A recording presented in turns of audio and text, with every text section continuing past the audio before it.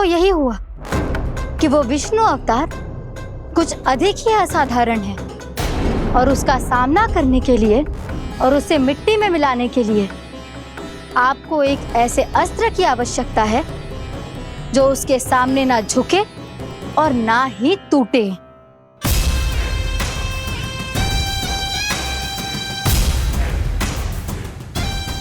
तो फिर मैं ऐसा ही अस्त्र ढूंढूंगा, चाहे आकाश पाताल एक क्यों ना करना पड़े मुझे, 10 दिशाएं 14 भुवन क्यों ना नापने पड़े मुझे, मैं उस अस्त्र को अवश्य ढूंढ निकालूंगा जो उस विष्णु अवतार के प्राणों की डोरी इस धनुष की तरह तोड़ सके।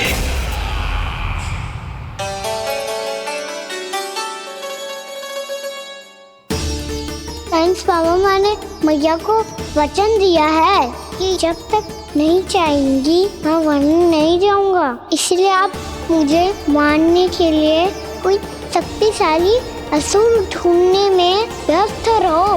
कुछ दिन तब तक मैं व्यस्त रहूंगा अपनी मैया की सेवा करने में।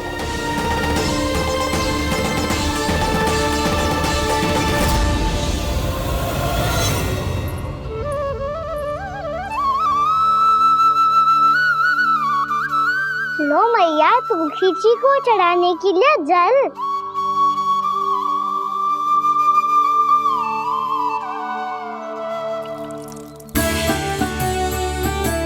लो मैया, और आटा।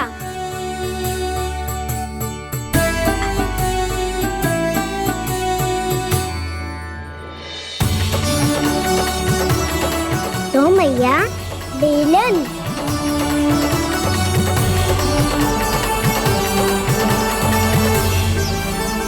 ले तनिक खा ले। ओ मैया, भूख ना लगी है। बिना भूख के खाने से क्या लाभ? और तेरा जब पेट तो कह रहा है कि उसे भोजन चाहिए। और लाभ कैसे ना लल्ला? भोजन का लाभ है ना, तन को पोषण मिलेगो, स्वास्थ्य बनेगो, जो तेरी भुजाओं में शक्ति आ जाएगी ताऊ के जैसी, ताऊ से भी अधिक। तेरे जे केस भी लंबे हो जाएंगे। सच्ची मैया? सच्ची, माप के देख लियो नित्य दिन। तनिक खा।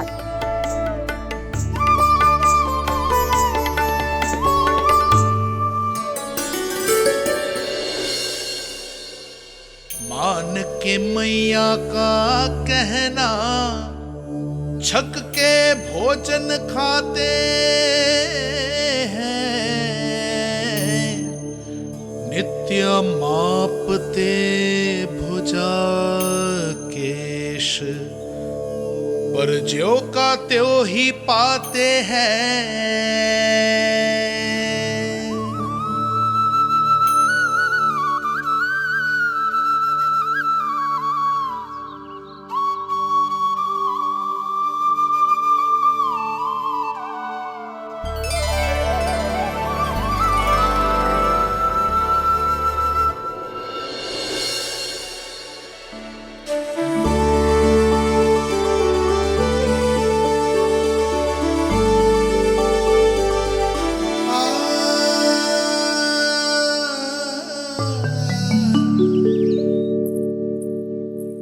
ले लल्ला, फल खा ले। ना, मुझे ना खाने फल वल। क्यों? लंबे केस और शक्तिशाली भुजाएं ना चाहिए? व्यर्थ है ये सब। पिछले 10 दिनों से देख रहा हूँ, ना केस लंबे हुए हैं, ना भुजाएं शक्तिशाली बनी है। 10 दिन में कछु ना होने वाला। 10 सप्ताह ऐसे खाएगो ना, तब जाके कछु बदलाव दिखेगो। समझ आई? चल अब खा ले। वैसे भी मुझे बहुत सारी तैयारियां करनी है आज। इसीलिए भैया, एकादशी के व्रत के लिए लल्ला। सुनो जी, सारी सामग्री आ गई? हाँ, तुमने जो कही थी सब ले आए हूँ।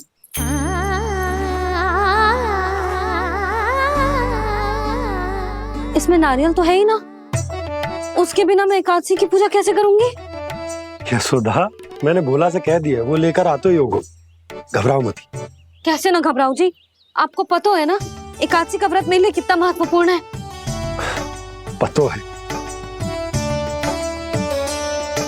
अरे इसमें तो दिए भी ना है। दिए ना है? अब मैं अभी लेकर आता आप रहने दो, मैं ही लेके आती हूँ। भक्त भोला राम के यहाँ से है। भक्त भोला राम? मेरा अर्थ है कुमार भोला यहाँ के यहाँ से। हाँ हाँ वो ही।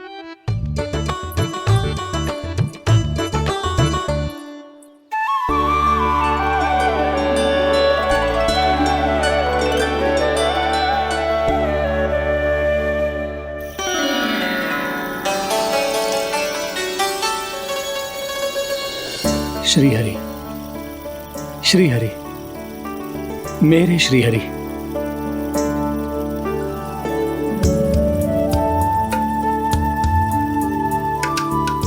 मेरे श्री हरि। भोला राम, मेरी मटकी तैयार है।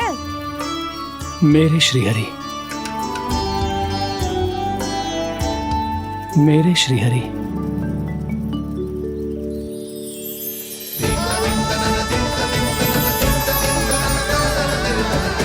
भोला राम,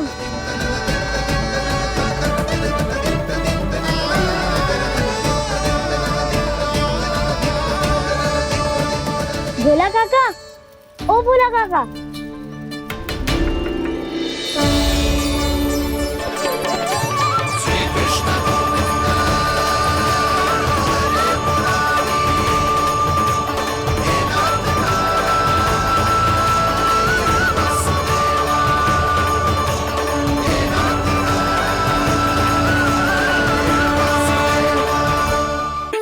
श्री हरि प्रसन्न हो गए। मेरे श्री हरि आ गए, मेरे भगवान आ गए। मेरे श्री हरि आ गए, मेरे भगवान आ गए। मेरे श्री हरि आ गए, मेरे भगवान आ गए। मेरे श्री हरि आ गए, मेरे भगवान आ गए। मेरे भगवान आ गए, मेरे घर मेरे भगवान आ गए।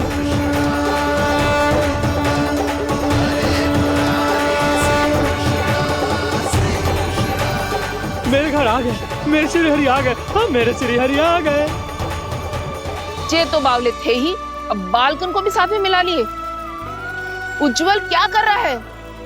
अरे ठहर जा भोला।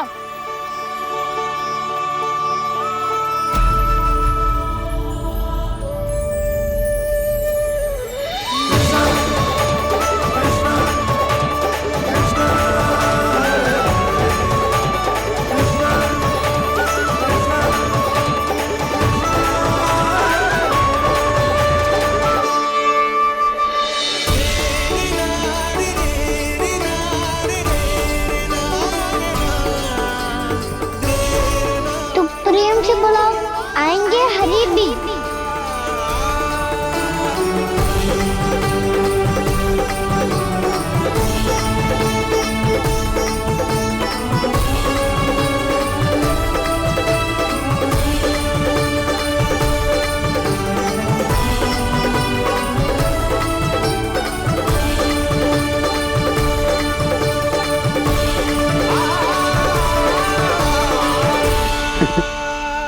क्या वो गाना? किसकी धुन में झूम रहा तू? निर्मल निशा भक्ति की धुन में।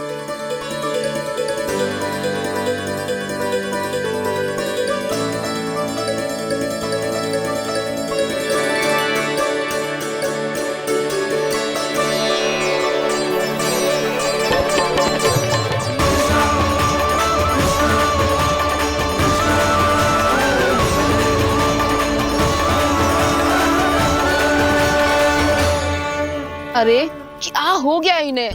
बावले हो गए हैं क्या? ठहरो, कोई आवश्यकता ना है ऐसे बावलों की तरह नाचने की।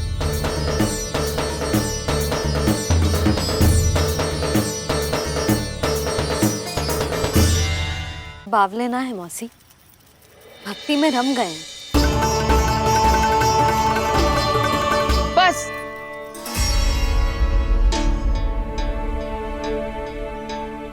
हम सब कब से खड़े हैं यहाँ, पर तुम्हें कुछ ध्यान ही ना है।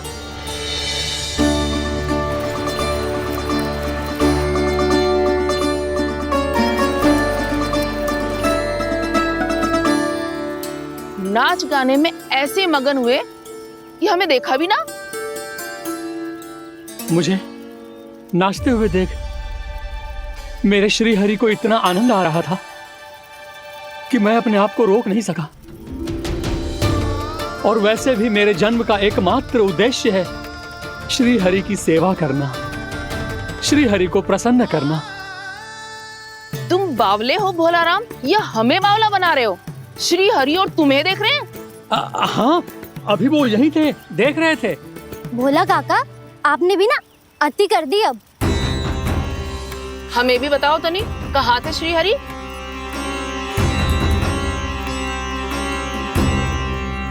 ना जाने अपना उपहास करवाने में क्या आनंद आता है इन्हें। देखो, अब तुम सच मानो या झूठ, लेकिन हमरे श्री हरि यहीं थे, इसी चाक पर अभी। हाँ, लो सुन लो इस मूर्ख की बात। श्री हरि को और कोई स्थान ना मिलो जो इसके मिट्टी के चाक पे आकर बैठेंगे। श्री हरि को और कोई स्थान ना मिलो जो इसके मिट्टी के चाक पे आकर बैठेंगे। श्री हरि को और कोई स्थान ना मिलो जो इसके मिट्टी के चाक पे आकर बैठेंगे। जैसी मैया भैंसो ही लल्ला, दोनों का कुछ पता ही ना चल तो कब किस बात पर प्रसन्न हो जाए और किस बात पर रुष्ट। अरे मैं भला असत्य क्यों बोलूंगा? अभी अभी यही थे श्री हरि। हाँ,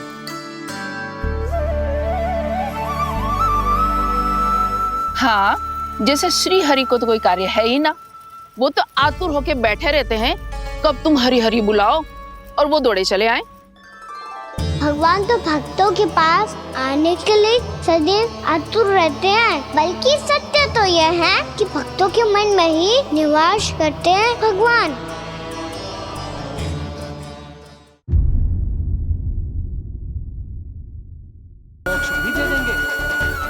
अभी तो ये बता कि तू मुझे मेरी मटकी कब देगो? और मेरी मांग कब पूरी करोगे भोलाराम जी? मेरो घड़ा मेरे दिए तो तैयार है ना कल एकादशी की पूजा और व्रत के लिए? एकादशी का व्रत? हाँ, एकादशी का व्रत। इसे करने से श्री हरि बहुत प्रसन्न होते हैं। अच्छा, फिर तो अभी लाया।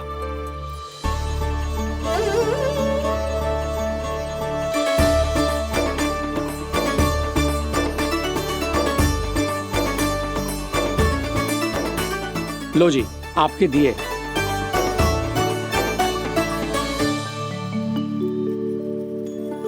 और जो हमने मांगा है वो? बाकी सब शेष द्वादशी के दिन मिलेगा, क्योंकि कल मैं भी एकादशी का व्रत रखूंगा। क्योंकि कल मैं भी एकादशी का व्रत रखूंगा। क्योंकि कल मैं भी एकादशी का व्रत रखूंगा।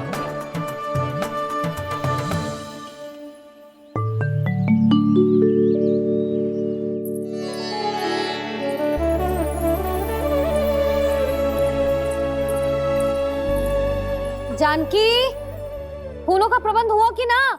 हाँ भाभी, जे रहे। सदैव विलंब कराती है। पर भाभी इस बार तो फूल समय से ही लाई थी। क्या हुआ जशोदा, अभी तो पूजा की तैयारी ना हुई? देखो ना मौसी, ये जानकी ना कुछ छूट ही जाता है इसके कारण।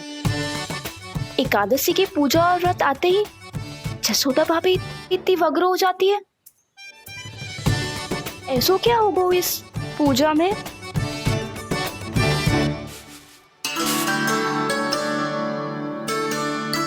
ये थाली में रोली चंदन रखने से, दिया जलाने से के होगो? आपको पता भी है एकादशी का व्रत क्यों रखते हैं? क्या महत्व है इसका? लो, जे तो मैं जसोमती रानी से पूछना भूल ही गया।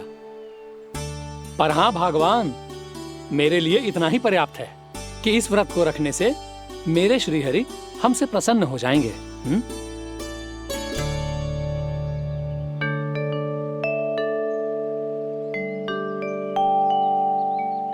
नारायण ही जाने ऐसे कैसे पूजा करते हैं जे श्री हरि की एक मूर्ति तक ना है इनके पास।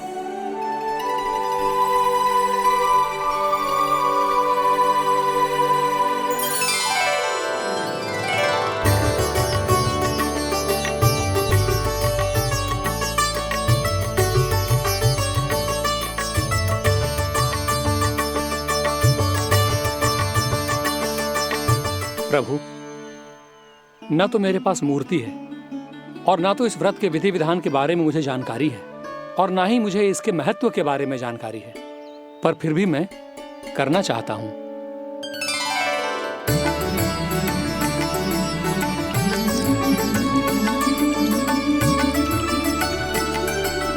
इसीलिए मैं दृढ़ संकल्प लेता हूं, पूरी निष्ठा के साथ, श्रद्धा के साथ और पूरी आस्था के साथ मैं इस व्रत को संपन्न करूंगा।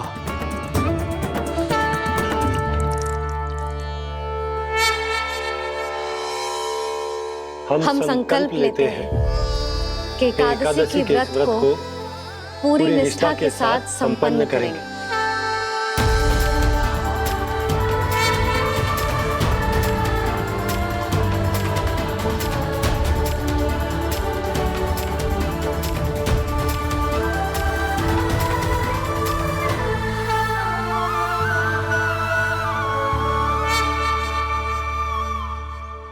तुलसी जी के पत्ते तो हैं ही ना। श्री नारायण को तुलसी जी के पत्ते के बिना भोग ना चढ़तो है। जानकी, तुलसी के पत्ते कहाँ हैं? भाभी, मैं तो कब से यही पूछना चाह रही थी कि तुलसी के पत्ते लाऊं क्या, पर आप तो व्यस्त थी ना। तुझे कितनी बार समझाओ है ना, यदि तेरे कछु करने से किसी और की कोई हानि ना हो रही हो या किसी के अच्छे कार्य में सहायता हो रही हो तो मुझसे आज्ञा लेने की आवश्यकता ना है। समझ गई भाभी, आगे से जाना उनको। ले अभी लेकर आती हूँ।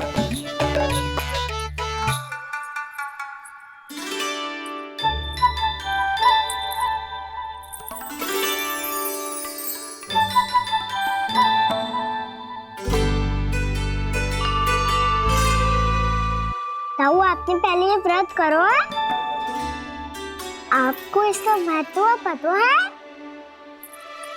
भाभी चलो। जानकी, तुमने ये व्रत करो है? फिर तुमको इसका महत्व पता है? सुमति जी, आपको पता है इसका महत्व? कान्हा, क्यों तंग कर रहे हो सबको? मैया, सबने करो ये व्रत, मुझे भी करना है।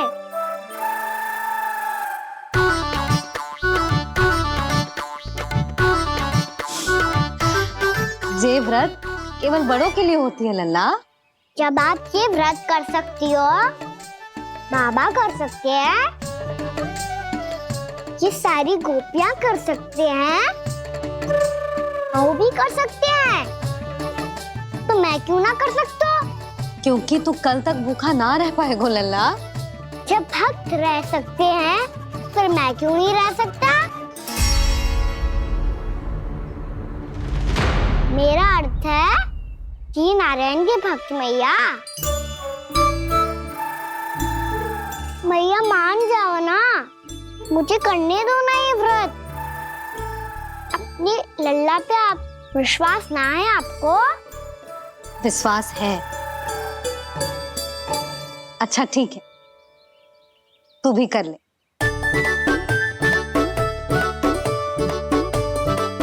पर मैया, व्रत की कथा तो सुनाओ, मैं तो अबध हूँ ना।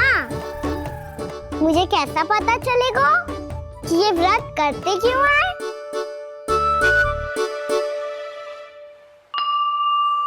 प्रभु, मुझ अबोध को कैसे पता चलेगा कि इस व्रत का क्या विधि विधान होता है और क्यों रखा जाता है और इसका महत्व क्या होता है?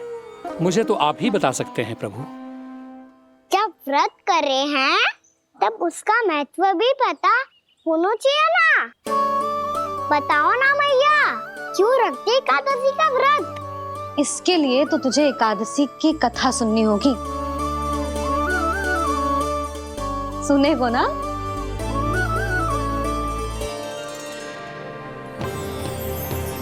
वसुदेव सुतं देवं कंसचाणूरमर्दनम् श्रीहरि, यशोदा परमानन्दं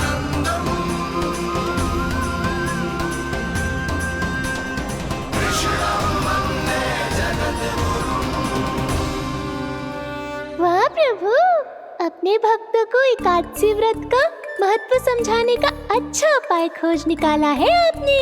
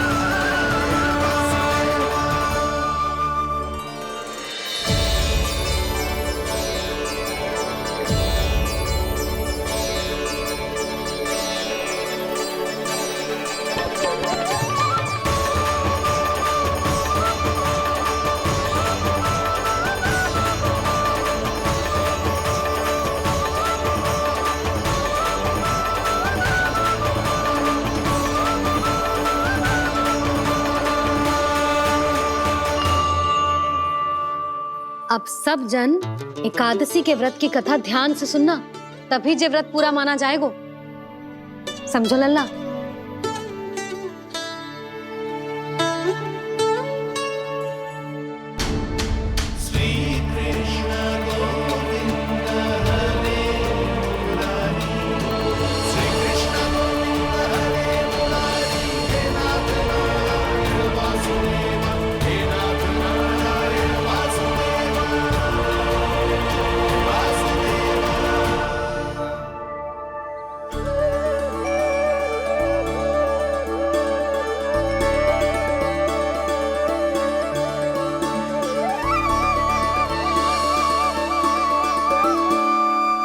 सतयुग में चंद्रावती नाम के नगर में मूरा नाम का एक असुर राज्य करता था। ओम ब्रह्मदेवाय नमः। ओम ब्रह्मदेवाय नमः। ओम ब्रह्मदेवाय नमः। ओम ब्रह्मदेवाय नमः।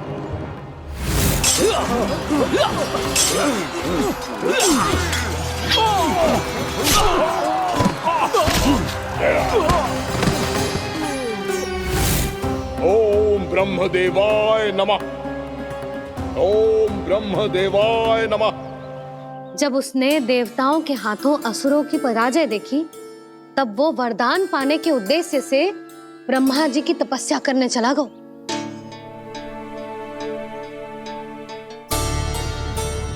शीघ्र ही मूरा की तपस्या सफल हो गई और ब्रह्मदेव जी उससे प्रसन्न हो गए। ओम ब्रह्मदेवाय नमः। ओम ब्रह्मदेवाय नमः। ओम ब्रह्मदेवाय नमः। ओम ब्रह्मदेवाय नमः। ओम ब्रह्मदेवाय नमः। ओम ब्रह्मदेवाय नमः। ओम ब्रह्मदेवाय नमः। ओम ब्रह्मदेवाय नमः। मूरा, प्रणाम ब्रह्मदेव। तुम्हारी तपस्या सफल हुई। बोलो, तुम्हें क्या वर चाहिए? सृष्टि के रचयिता ब्रह्मदेव, कृपया मुझे ऐसा वरदान दीजिए जिसकी सहायता से मैं त्रिलोकी विजयी बन जाऊं और कोई देवता मुझे पराजित ना कर सके। यहाँ तक कि देवताओं के रक्षक, सृष्टि के संचालक भगवान श्री विष्णु के लिए भी मैं अपराजय रहूं। तथास्तु, तथास्तु, तथास्तु। प्रणाम ब्रह्मदेव।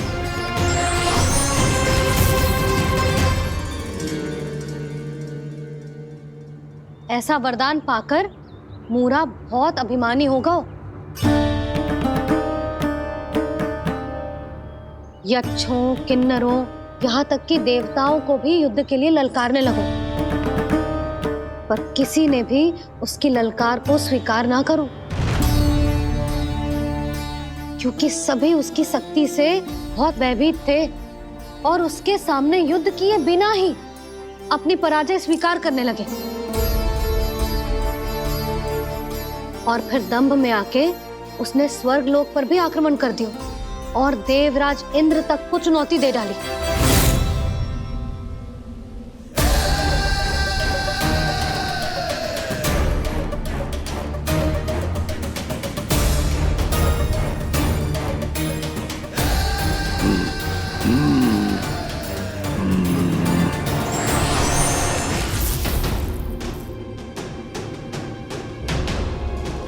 मैं प्रतीक्षा कर रहा हूं देवराज, क्या उत्तर है तुम्हारा?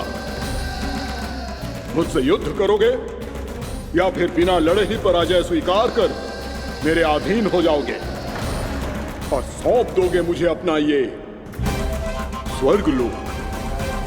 सारी शक्ति तुम्हारे मुख में है या कुछ बाहुबल भी है तुम्हारे पास? मैं तुम्हारी चुनौती स्वीकार करता हूं मूरा, मैं तुम्हारी चुनौती स्वीकार करता हूं मूरा।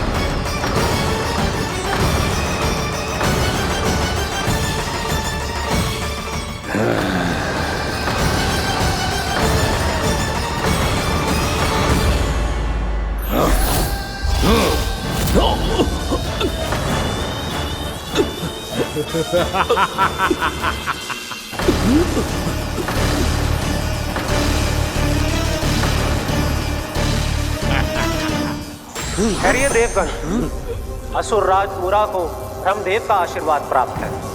आप में से कोई भी इन्हें पराजित नहीं कर पाएगा।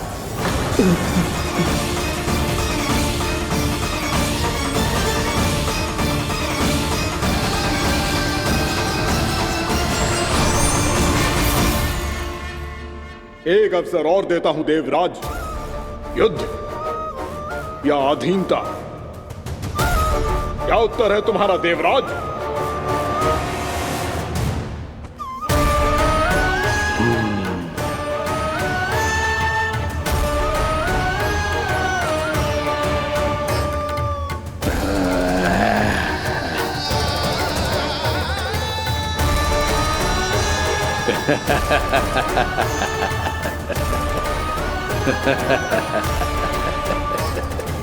इंद्र और सभी देवताओं ने मूरा के आतंक में आके उससे भयभीत होके अपना सिंहासन छोड़ दियो।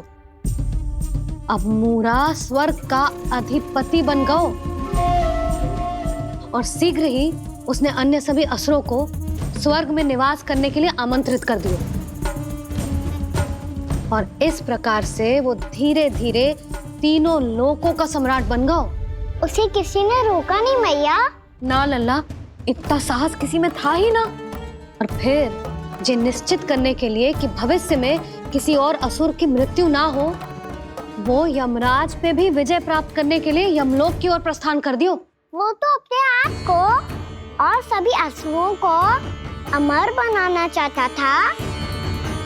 पर देवता और यमराज भी उसकी ये योजना समझ गए थे, इसीलिए उसके आने से पहले ही सारे देवताओं ने श्री नारायण से सहायता के लिए गुहार लगाई।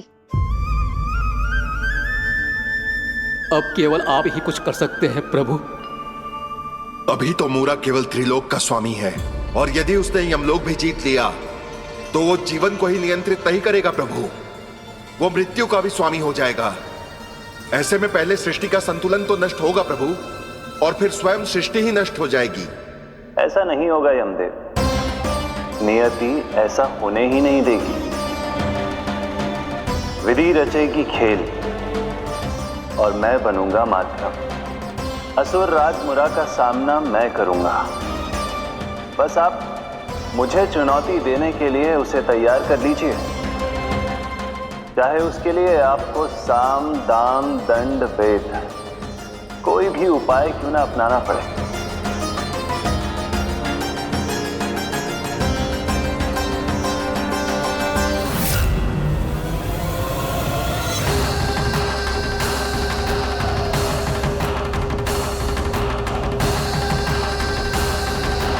आप तो मेरी प्रतीक्षा में पहले से ही खड़े हैं यमदेव। तब तो आपने मेरी चुनौती के बारे में भी सुना ही होगा। कहिए, क्या उत्तर है आपका? मेरा स्वागत करके अपना राज्य त्यागेंगे या मेरा सामना करके अपने प्राण? असुर राज मुरा का सामना मैं करूंगा। बस आप मुझे चुनौती देने के लिए उसे तैयार कर लीजिए, चाहे उसके लिए आपको साम दाम दंड भेद कोई भी उपाय क्यों ना अपनाना पड़े।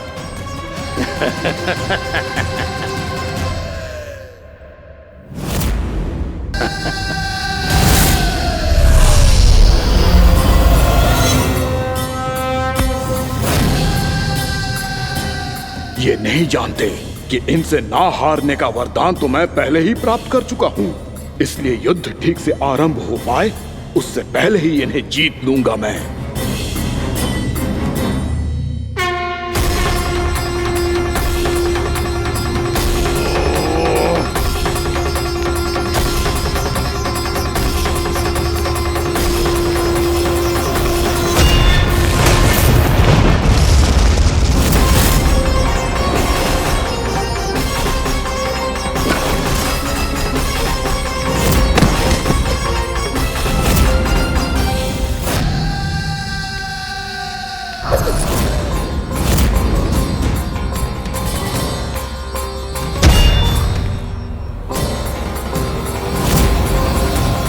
और इस प्रकार ये युद्ध वर्षों वर्षों तक चलता रहो। दोनों योद्धा पूरे ब्रह्मांड में अनेक अस्त्रों शस्त्रों के साथ युद्ध करते रहे।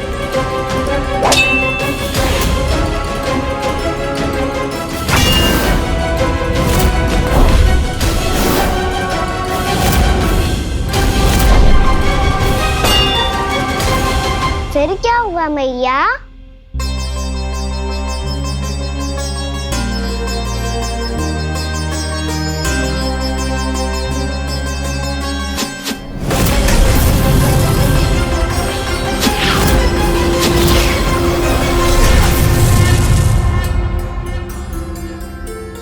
उस युद्ध को कभी समाप्त हुआ हो, पर कैसे?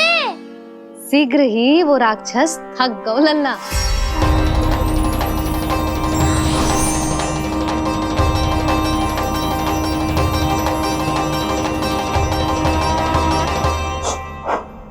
खड़े खड़े देख क्या रहे हैं नारायण? आक्रमण कीजिए, वध कर दीजिए मेरा।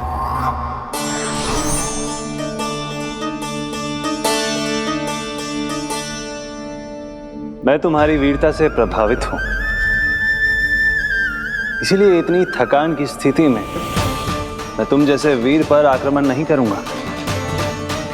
जाओ विश्राम करो।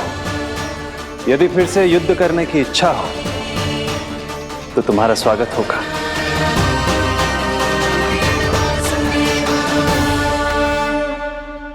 जे कह के श्री नारायण बद्रिका आश्रम चले गए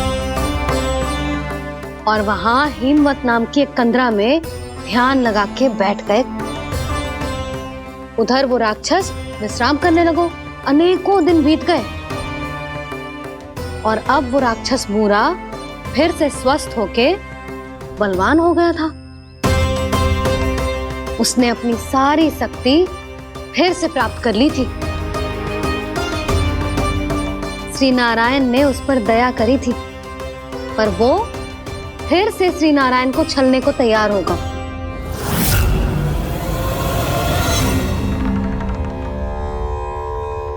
ध्यान में बैठे बैठे श्री नारायण योग निद्रा में चले गए,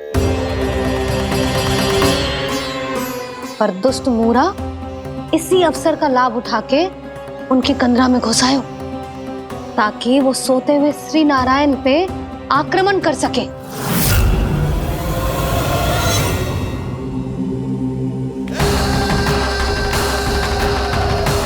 आज इस लंबे युद्ध को जीतकर अपने इस अंतिम शत्रु का भी अंत कर दूंगा मैं।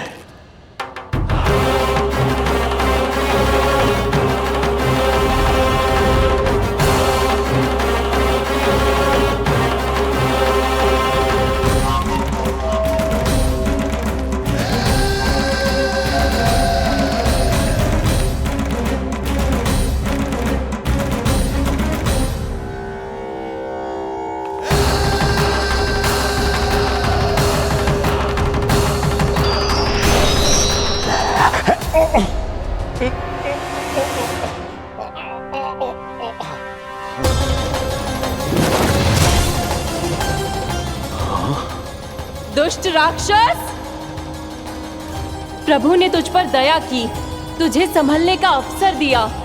तू इन्हीं पर ही छल से वार करने चला है।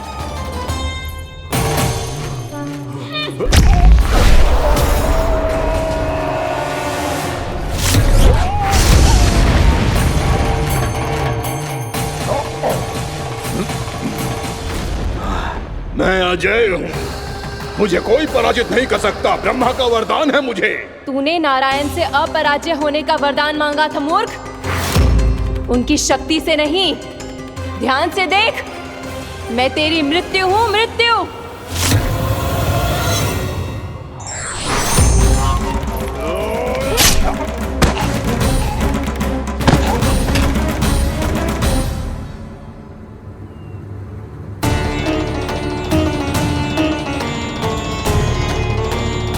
वो देवी कौन थी छोटी माँ?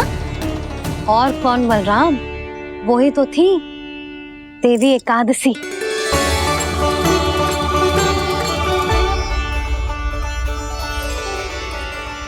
मुझे क्षमा कीजिए प्रभु, आपकी आज्ञा के बिना ही युद्ध करके आपके शत्रु को मृत्यु के घाट उतार दिया। क्षमा नहीं, आपकी तो प्रशंसा होनी चाहिए देवी। असुर राज को मारकर आपने सभी देवताओं को मुक्त करवाया है। इस पापी के अहंकार से तीनों लोकों की रक्षा की है आपने। आप एकादशी की तिथि पर मेरी एकादश इंद्रियों से उत्पन्न हुई हैं। इसीलिए मेरे सभी भक्त आपको उत्पन्न एकादशी के नाम से जानेंगे। सभी तिथियों में आपका स्थान सर्वश्रेष्ठ होगा। जिस तरह आपने राक्षस के आक्रमण से मेरी रक्षा की है, उसी प्रकार एकादशी के दिन व्रत करके जो भी भक्त आपकी कथा सुनेगा, मैं स्वयं उसकी रक्षा करूंगा। जो आपकी पूजा करेगा उसे मेरी विशेष कृपा प्राप्त होगी और उसके साथ साथ उसे मिलेगा धन, सिद्धि और मोक्ष।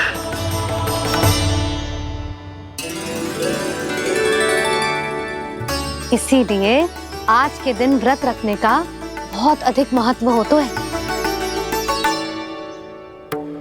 बोलो एकादशी मैया की जय। बोलो श्री नारायण भगवान की जय।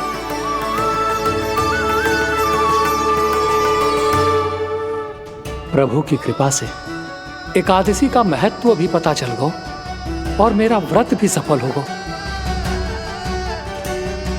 अभी नहीं भूला राम, एकादशी का व्रत पूरी तरह तभी सफल होता है जब द्वादशी के दिन उसे पूरा किया जाता है।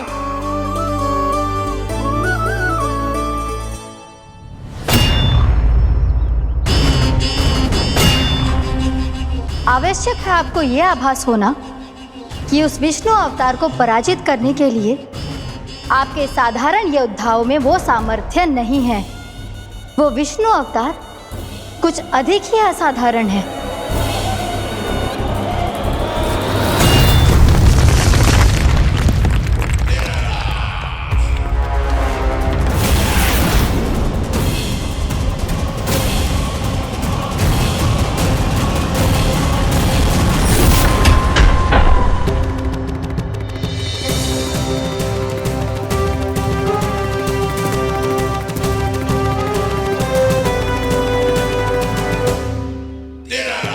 अब मैं दिखाऊंगा उस विष्णु अवतार को असाधारण शत्रु क्या होता है।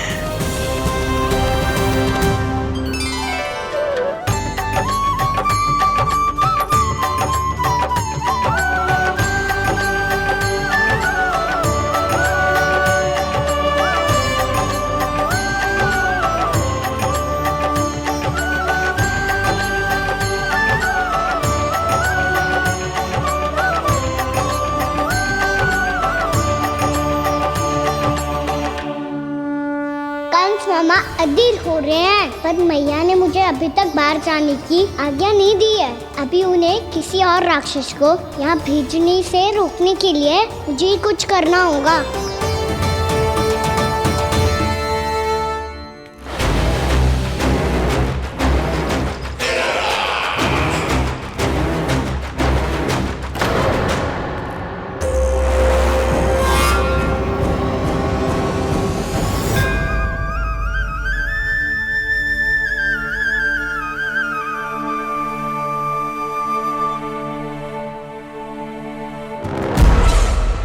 कौन हो तुम?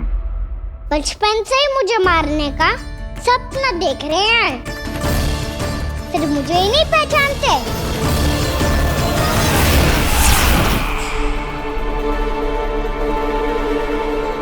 बचपन से विष्णु अवतार। कोई कान्हा बुलाता है तो कोई मुरलीधर पुकारता है, कोई माखन चोर कहता है, कोई कहता है चिच्चोर। पर विष्णु अवतार इस नाम से तो बस आप ही मुझे बुलाते हो मामा जी। इतना साहस ये तो यहाँ आ गया है।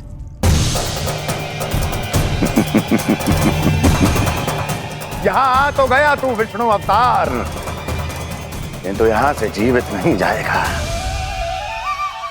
तेरे शीश को तेरे धड़ से अलग कर दूंगा मैं।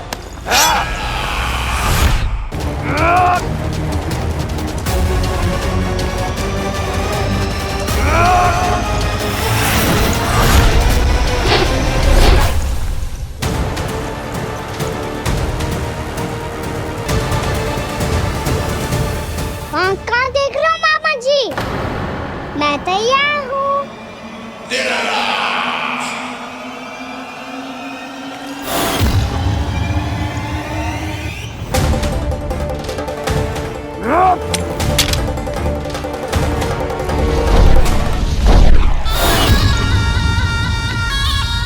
मामा जी, आप सदैव इसी तरह क्रोध में रहते हो क्या?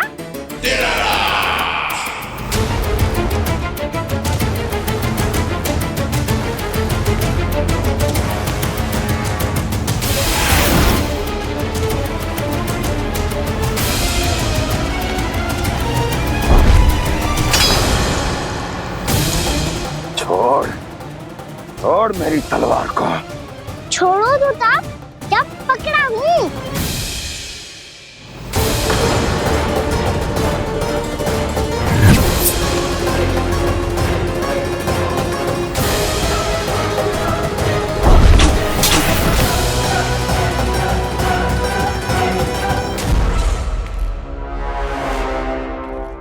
मामा जी,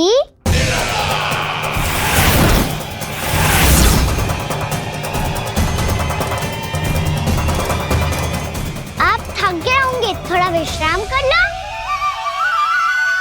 आपका तो पता नहीं, मैं अवश्य थक गया हूँ।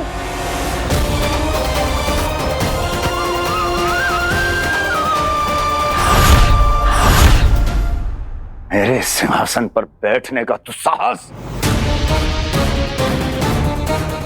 अभी तो बस अभ्यास कर रहा था मामा जी। भविष्य में मुझे तो बैठना है यहाँ। आपने बल प्रयोग करके से अपने पिताजी से छीना था, मैं आपसे छीन लूंगा। जो छल और बल से लिया जाए वो अधिक समय तक टिकता नहीं है मामा जी।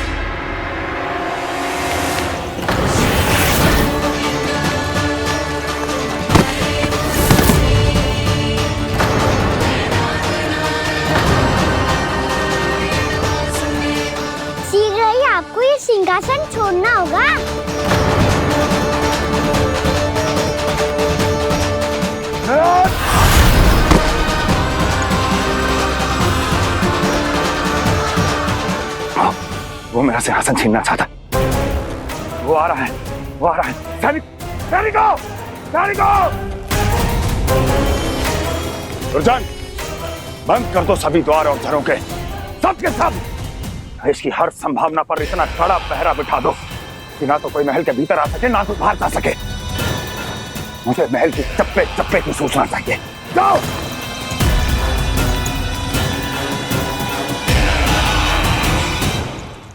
सिंहासन।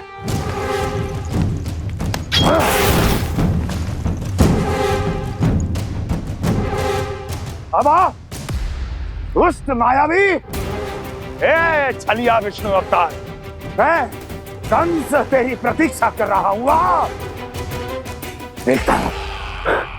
देखता हूँ मेरे सिंहासन पर कैसे बैठता है तू।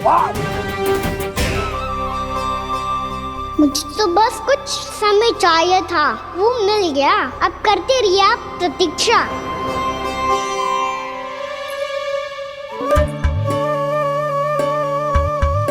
जी अपने आप से बातें क्यों कर रहे हैं जी?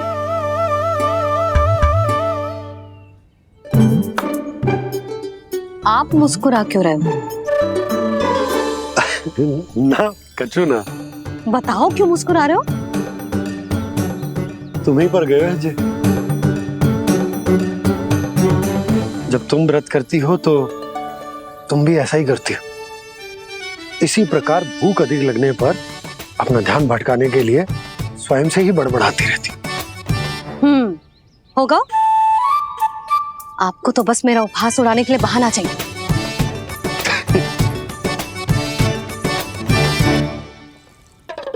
लल्ला, भूख लगी है? ना मैया, व्रत करे तो भूख कैसे लगेगी?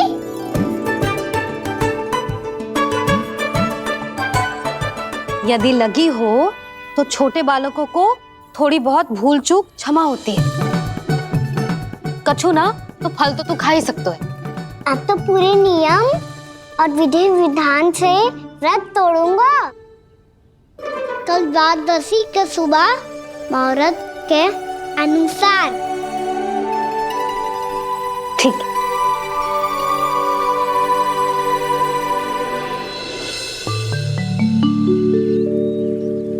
लल्ला, एकादशी समाप्त हो गई है, द्वादशी लग गई है। अब तू व्रत तोड़ सकते है। भोजन कर ले। ले।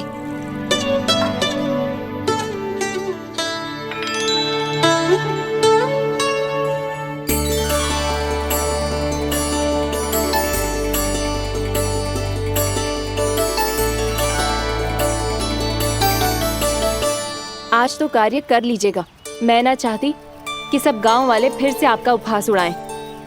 अरे इसी क्षण कार्य आरंभ करना आवश्यक ना है। कुछ खा तो लो।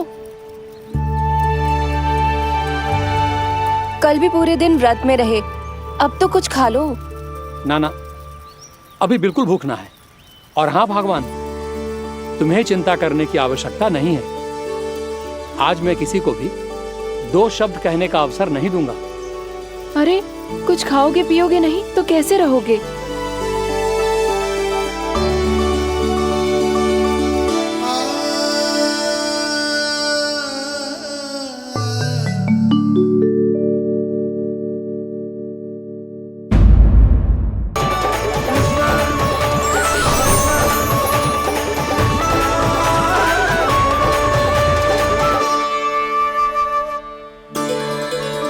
अभी अभी तो मैंने बच्चों की माँ को वचन दिया था कि आज किसी को शिकायत करने का अवसर ना दूंगा। और अब मैं प्रभु श्री हरि की कल्पना जसोमती रानी के लल्ला में ही करने लगा। ना, ये ठीक ना है।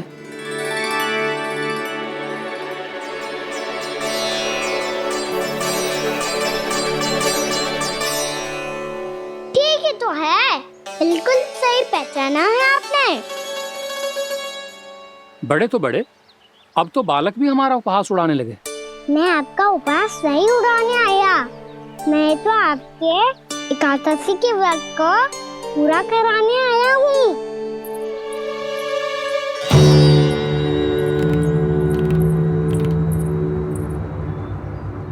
कान्हा,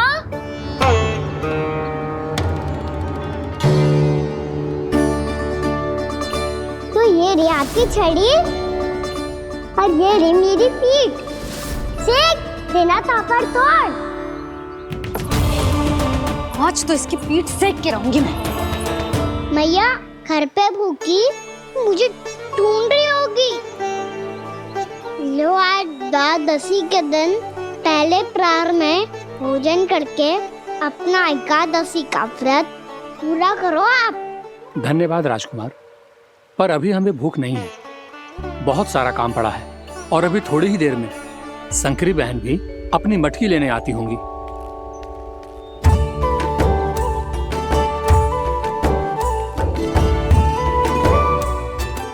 पर मैं आपका व्रत पूरा कराए बिना नहीं जा सकता।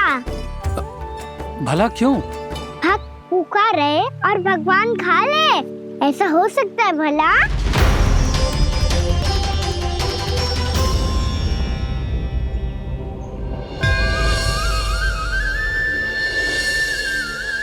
ये कैसा भ्रम हो रहा है मुझे? मुझे लगता है अपना काम करना चाहिए। द्वादशी के पहले प्रहर में व्रत पूरा करना बहुत आवश्यक होता है, ना तो एकादशी का व्रत भी पूरा ना मानो जातो। इतनी सारी ज्ञान की बातें तुम्हें कैसे पता है लल्ला?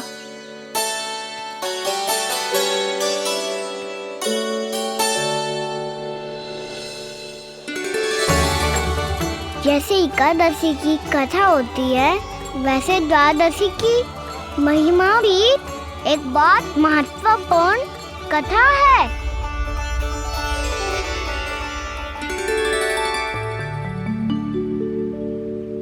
कैसी कथा? बिल्कुल सही समय पे आई हो आप, क्योंकि आपको ये कथा आपको अवश्य सुननी चाहिए।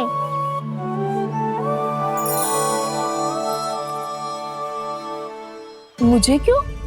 पहले सुन तो लियो, फिर स्वयं ही पता चल जाएगा। बहुत समय पहले एक राजा हुआ करते थे, राजा अम्बरीश। भगवान श्री हरि के बहुत बड़े भक्त थे। ओम नमो नारायणाय। ओम नमो नारायणाय।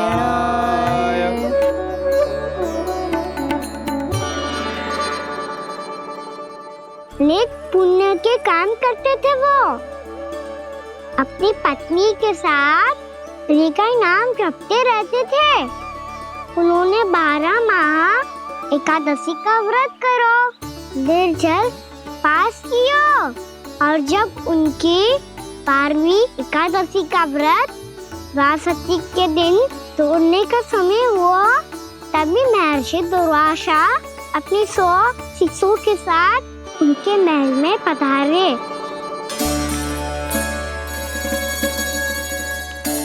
प्रणाम स्वीकार करें महर्षि। आप जैसे महान ऋषि मेरे राज्यसभा में आए, वो भी ऐसे अवसर पर जब मैं और मेरी पत्नी निरंतर 12 एकादशियों के बाद अंतिम एकादशी का व्रत तोड़ेंगे। इससे बड़े सौभाग्य की क्या बात हो सकती है हमारे लिए?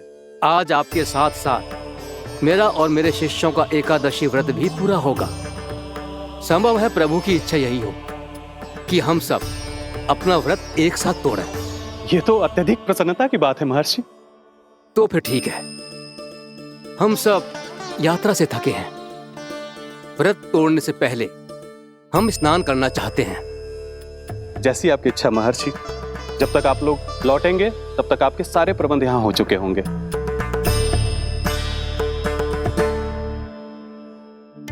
महर्षि दुर्वासा स्नान करने गए थे, पर उन्हें लौटने में विलंब हो रहा था, और इधर द्वादशी पर व्रत पूरा करने का मुहूर्त बीता जा रहा था।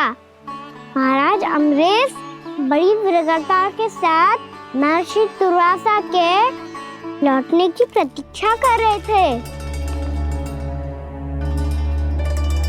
महाराज, व्रत तोड़ने का मुहूर्त बीता जा रहा है, बस कुछ ही समय बचा है। महर्षि और उनके शिष्यों को लौटने में न जाने कितना समय लग जाएगा। मेरा सुझाव है कि आप मुहूर्त समाप्त होने से पहले व्रत अवश्य तोड़ लें। गुरुदेव, हमने महर्षि दुर्वासा को वचन दिया है कि जब तक वो लौटेंगे नहीं तब तक हम व्रत नहीं तोड़ेंगे। इसीलिए मैं उनका लौटने के बाद ही भोजन ग्रहण करूंगा। पर महाराज, मुहूर्त यदि बीत गया और समय रहते हो नहीं आए तो महाराज आपका व्रत पूरा नहीं होगा। महाराज आपको उसका फल नहीं मिलेगा। महाराज 12 एकादशियों का व्रत व्यर्थ चला जाएगा। किंतु गुरुदेव, यदि मैंने भोजन कर लिया तो ये तो अतिथियों का अपमान होगा। आप उचित कह रहे हैं महाराज। भोजन के लिए उनकी प्रतीक्षा अवश्य कीजिए महाराज। पर मुहूर्त रहते हुए एक तुलसी का पत्ता और जल ग्रहण कर लीजिए। इससे आपका व्रत भी पूरा हो जाएगा और अतिथि का मान भी रह जाएगा। आपका सुझाव अच्छा है गुरुदेव।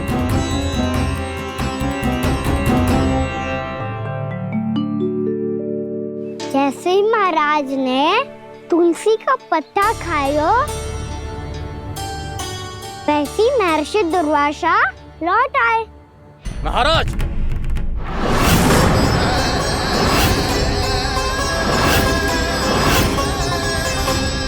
महाराज को उपास तोड़ते देखते बहुत क्रोधित हो गए।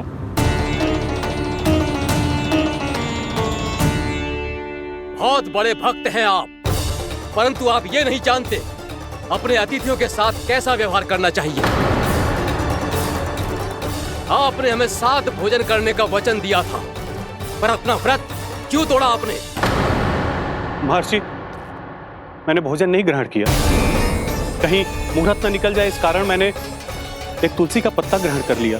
56 भोग खाया हो या एक पत्ता, अपना व्रत तोड़कर अतिथियों का अपमान किया है, मेरा अपमान किया है। अब आपको दंड भोगना होगा ताकि आप सीख पाएं कि अतिथियों के साथ कैसा व्यवहार होना चाहिए। महर्षि, आप जो भी दंड मुझे देंगे मुझे स्वीकार है, किंतु आप क्रोधित मत होइए। क्रोध का कारण आपने दिया है महाराज। एक महर्षि का अपमान करके राक्षसी प्रवृत्ति का परिचय दिया है आपने। इसीलिए अब एक राक्षसी आपको दंड देगी।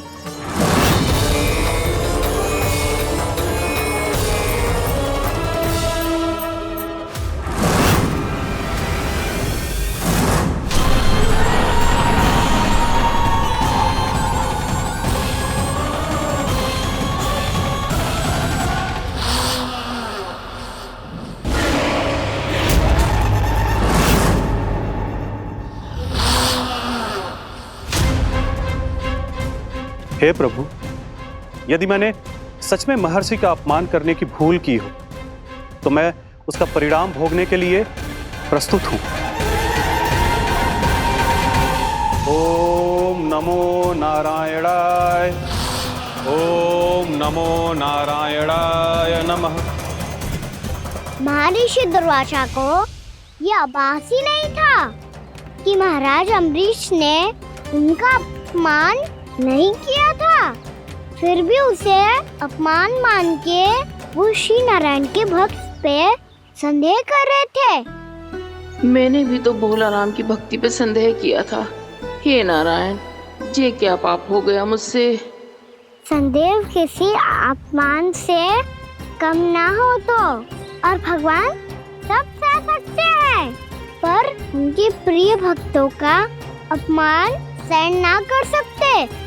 इसीलिए उन्होंने हस्तक्षेप करने का निर्णय लिया।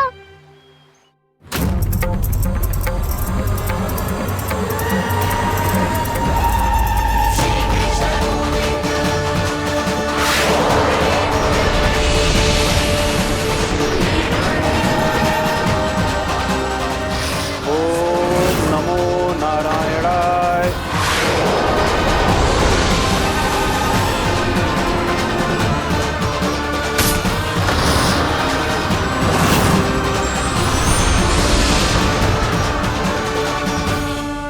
और फिर भगवान का वो सुदर्शन चक्र महर्षि दुर्वासा के पीछे पड़ गया। ये चक्र तो मेरी ओर बढ़ रहा है। ओम नमो नारायणाय। ये कैसे संभव हो सकता है? कोई रोको इसे, कोई रोको इसे।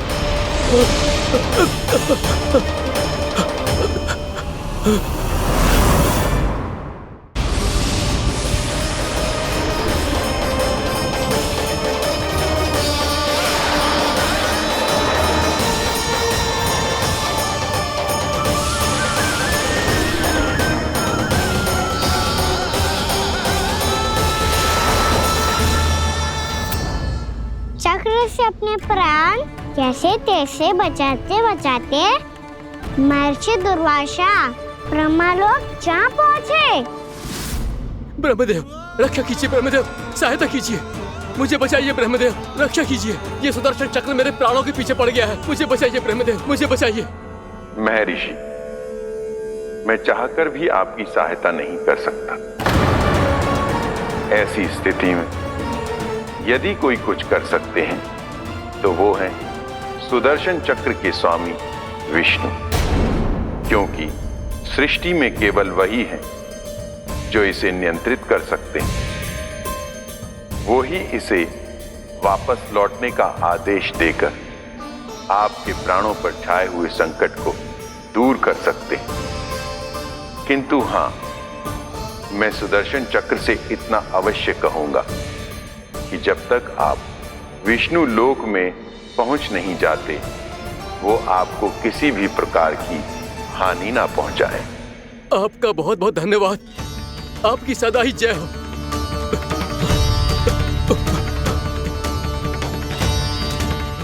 फिर क्या था? भागते भागते महर्षि दुर्वासा सीधे भगवान श्री हरि के शरण में बैकुंठ पहुंच गए। त्राहिमाम प्रभु, त्राहिमाम, मुझे बचाइए, मेरी सहायता कीजिए प्रभु, मेरी सहायता कीजिए। मैं आपके इस चक्र और ऊर्जा से नहीं भाग सकता प्रभु, कृपया करके अपने सुदर्शन को रोकिए, इसे वापस लीजिए प्रभु। यह असंभव है महर्षि। एक बार सुदर्शन चक्र मेरे हाथों से छूट जाए तो अपना उद्देश्य पूरा किए बिना, मेरे भक्तों की रक्षा किए बिना वापस नहीं लौटता। कोई तो उपाय होगा प्रभु, कृपया करके मेरे प्राण बचाइए प्रभु। मैं सुदर्शन की ऊर्जा से जलकर भस्म नहीं होना चाहता प्रभु। आप जो कहेंगे मैं करूंगा प्रभु, मेरी सहायता कीजिए प्रभु, मेरी सहायता कीजिए। उपाय है, किंतु मुझे नहीं लगता कि आप वो कर पाएंगे। मैं अवश्य करूंगा, मैं अपनी प्राण रक्षा के लिए कुछ भी करूंगा प्रभु। आपने मेरे भक्त राजा अम्बरीश को भक्ति का कर्तव्य निभाने के लिए अपमानित और दंडित किया है महर्षि, पर भक्त की रक्षा करना भगवान का कर्तव्य है। इसलिए यदि आप भक्त राजा अम्बरीश के पास जाकर क्षमा याचना करें और यदि वो आपको क्षमा कर दे तो ही ये चक्र आपके प्राण लिए बिना लौट सकता है। अन्यथा आप तो जानते हैं महर्षि, मेरे भक्त का अपमान मेरा अपमान। भक्त का अपमान भगवान के अपमान से कम ना हो तो है। महर्षि दुर्वासा को भी ये बात समझ आई और फिर उन्होंने महाराज अम्बरीश से क्षमा याचना की। महाराज महाराज महाराज महाराज महाराज, मुझे क्षमा करें महाराज, मुझसे बहुत बड़ी भूल हो गई महाराज, मुझसे बहुत बड़ी भूल हो गई महाराज। महर्षि, आप हमारे चरण छुए ये उचित नहीं। महाराज, महाराज अम्बरीश, आप नारायण के सच्चे भक्त हैं।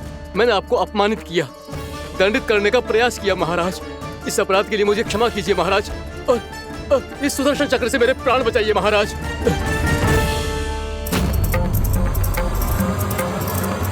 हे महान सुदर्शन, यदि महर्षि के लिए मेरे हृदय में अभी भी वही सम्मान और प्रेम हो जो इनके प्रथम आगमन पे था, तो कृपया आप अपने धाम वापस लौट जाइए।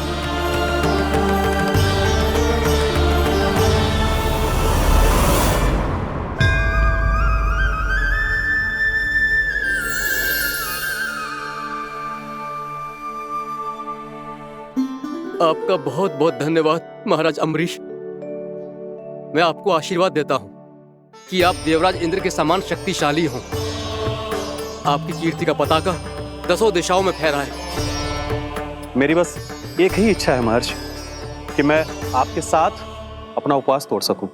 अवश्य महाराज, हम सब भोजन आपके साथ करेंगे और अपने आप को नारायण की सेवा में अर्पित करके व्रत को पूरा करेंगे, क्योंकि आज जो यहाँ हुआ है उससे सिद्ध हो चुका है कि एकादशी व्रत का फल द्वादशी की सुबह भोजन करने से ही प्राप्त होता है। इस कथा से हमें पता चलता है कि सभी को द्वादशी के सुबह भर पेट भोजन करके एकादशी का व्रत पूरा करना चाहिए। और दूसरी बात, भगवान की सच्ची भक्ति अपमान कभी ना करना चाहिए। उनके साथ सदैव प्रेम से व्यवहार करना चाहिए। यही भगवान को सबसे अधिक प्रिय है। भैया भोलाराम, मैंने भी श्री हरि पे तुम्हारे विश्वास का उपहास उड़ाया था, मुझे क्षमा कर दो। ना ना, आप क्षमा मांगकर मुझे लज्जित मत करो, आप तो मेरी बहन जैसी हैं। जब महर्षि दुर्वासा जैसे महान ऋषि को भी प्रभु के भक्त से क्षमा मांगनी पड़ी, तो मैं तो बहुत ही तुच्छ हूँ। मुझे आपकी किसी भी बात का बुरा ना लगा। पर पता है प्रभु को कौन सी बात सब भूला रखता है? कौन सी बात? जब उनका भक्त भूखा रहे, समय पे अपना व्रत पूरा ना करे। और जैसा कि आप सभी ने अभी कथा से सीखो है, एकादशी के व्रत को द्वादशी की सुबह अवश्य पूरा करना चाहिए। अब आप जाओ, अपना व्रत पूरा करो।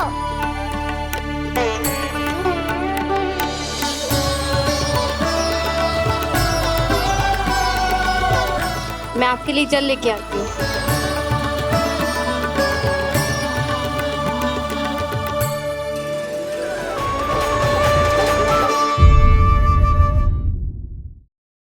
बोला गंगा, मुझे शीघ्र निकालो ना यहाँ से, भैया फिर से इधर ही आ रही है। सब कहते थे श्री हरि मेरे घर ना आ सकते। देखो, आज प्रभु आ गए, उन्होंने अपने हाथ से मेरा व्रत पूरा कराया। हाँ, आते हैं और आगे भी आएंगे हमारे श्री हरि हमसे मिलने, और आके मोक्ष देंगे, है ना?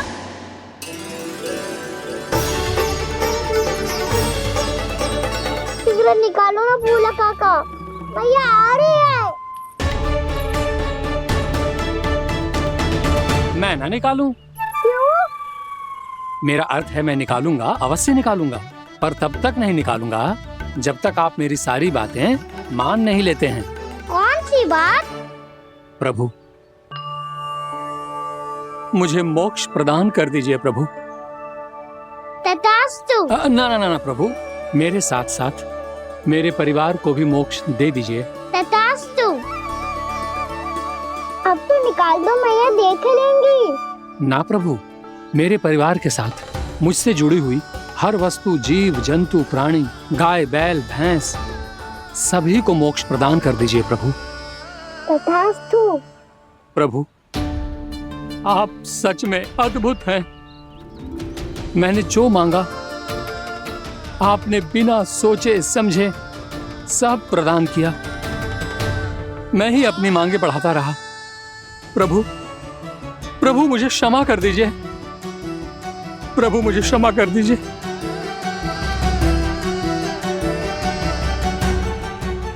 आइए प्रभु।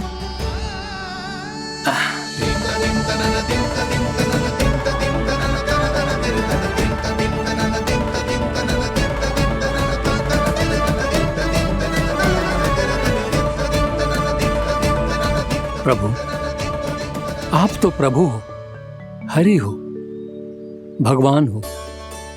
आप चाहते तो इस मटके से स्वयं निकलकर बाहर आ सकते थे, फिर मेरी आपने हर इच्छा क्यों पूरी की? क्योंकि मेरे भक्त की इच्छा पूरी करने में मुझे भी प्रसन्नता मिलती है। ना तो मैं अपने भक्तों का अपमान सह सकता हूँ और ना ही उनकी इच्छा अधूरी रहने दे सकता हूँ।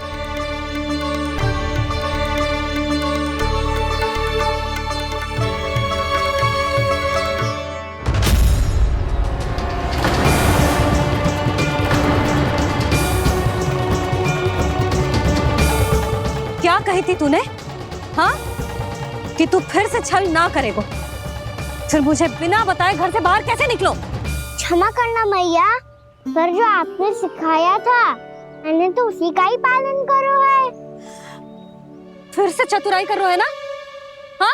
आप ही ने तो कही थी ना, यदि कछु करने से किसी को हानि ना पहुंच रही हो या फिर किसी अच्छे कार्य में सहायता हो रही हो तो आज्ञा लेने की आवश्यकता ना होती। यदि तेरे कछु करने से किसी और की कोई हानि ना हो रही हो या किसी के अच्छे कार्य में सहायता हो रही हो तो मुझसे आज्ञा लेने की आवश्यकता ना है। तो किस अच्छे कार्य के लिए आया है यहाँ? एकादशी के सुबह एकादशी का व्रत खोल के भोजन करा जाता है।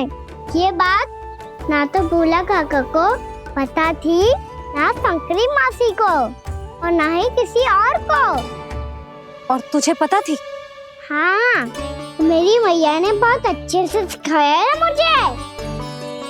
जैसे कल तूने एकादशी कथा सुनाई थी ना, आज वैसे ही तेरे लल्ला ने सबको द्वादशी कथा सुनाई है। सच्ची यशोदा रानी जी, इसने तो हमारी आंखें ही खोल दी।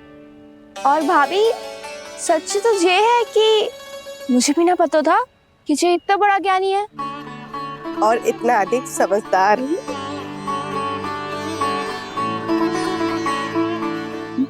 द्वादशी की कथा? वो तो मैंने इसे कभी सुना ही ना है।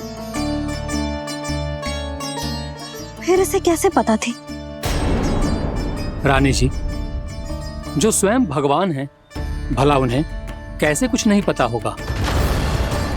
मैंने तो इन्हें पहचान लिया। और हाँ, आप सब लोग भी इन्हें अपने अंतर्मन की आंखों से देखिए, हो सकता है इन्हें पहचान पाएं। ये कोई और नहीं है, श्री नारायण है, मेरे श्री हरि, मेरे प्रभु। जय श्री हरि।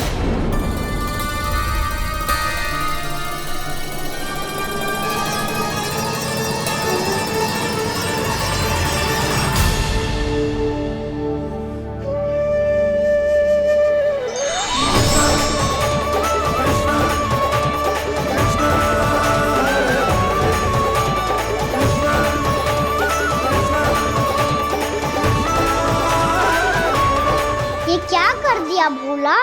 जिस रास्ते को मैंने इतनी कठिनाई से बचा के रखा था, सबके सामने उसे उजागर कर दिया तुमने।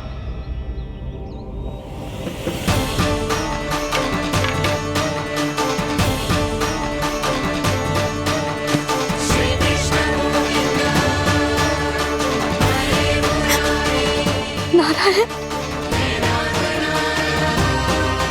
नारायण, श्री नारायण।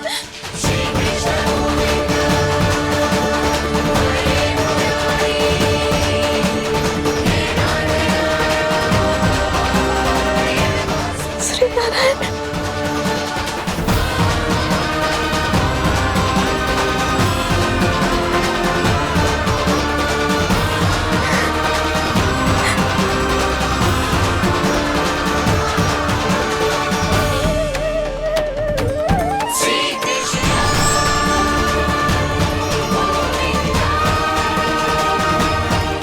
श्री नारायण प्रभु।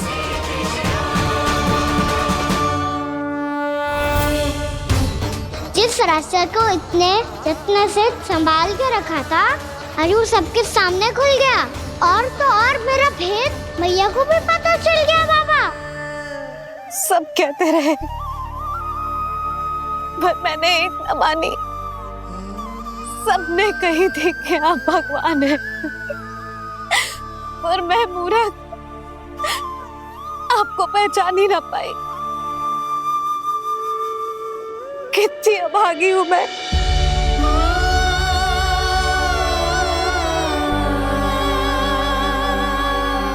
जिस मुंह से मुझे आपकी महिमा गानी चाहिए थी, उसी मुंह से मैंने आपको डांटा है।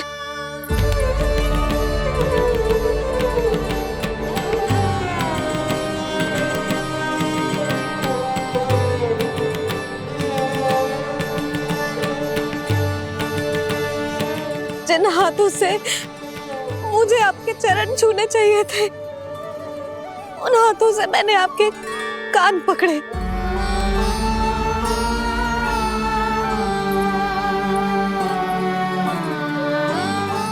मुझे तो आपकी सेवा करनी चाहिए थी प्रभु, और मैंने आपको दंड दियो, आपको घर से बांध दियो।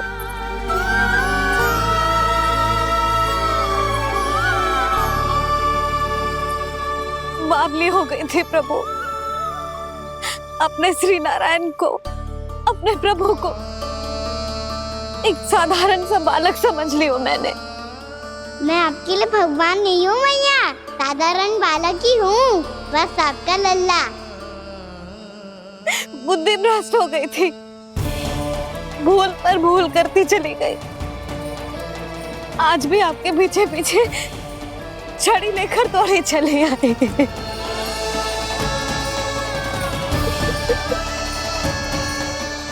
अपने आप को दोष मत दो मैया, आपके ममता के लिए तो जन्म लिया है मैंने। हमारा मन बदलने मत दो, मेरे लिए वही पुरानी भैया बनी रहो आप, और मुझे रहने दो आपका वही नटखट लल्ला। मुझे क्षमा कर दो प्रभु, मुझे क्षमा कर दो। बाबा ये कैसा अंत हो गया आज? मैया तो मुझे भगवान मानने लगी, पर मैं इसे स्वीकार नहीं कर सकता।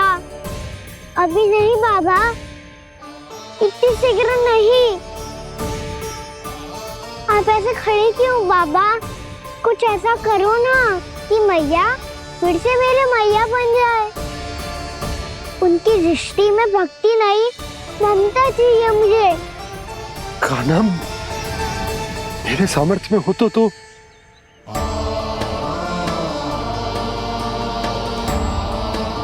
दाऊ, आप तो बड़े भाई हो, अपने छोटे भाई की सहायता करो ना, जिससे मैया सब कुछ भूल जाए। मैं क्या कर सकता हूँ कान्हा? कोई तो सहायता करो मेरी।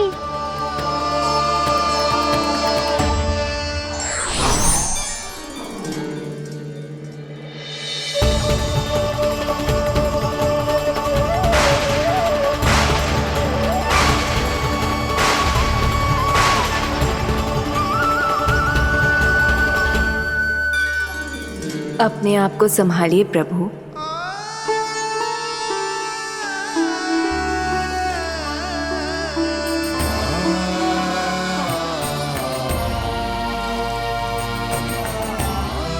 देखो ये क्या हो गया, भैया को सब पता चल गया।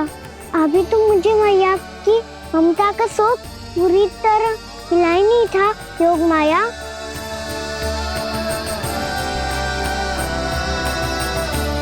मेरी सहायता करो ना। कितनी अद्भुत है ममता की शक्ति। भगवान को भी एक साधारण बालक बना देती है। बालक की बना रहना चाहता हूँ मैं, नहीं चाहता दिव्य होना, नहीं चाहता भगवान बनना। बस मैया की गोद में रहकर ममता की रस से सेम को भिगोना चाहता हूँ। इनकी डांट फटकार का सुख पाना चाहता हूँ। कुछ भी करे योग माया, पर इन सबको भुला दो मेरा सत्य।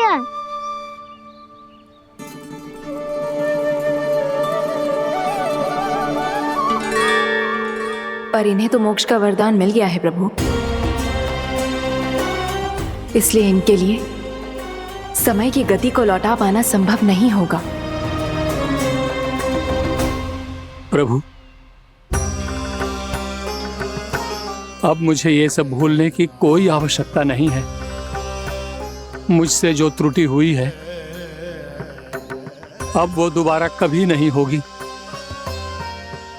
और आज के बाद आपका ये सत्य मैं किसी को नहीं बताऊंगा प्रभु, क्योंकि मुझे पता चल गया है कि आपका यशोमती मैया के लल्ला बने रहना कितना आवश्यक है।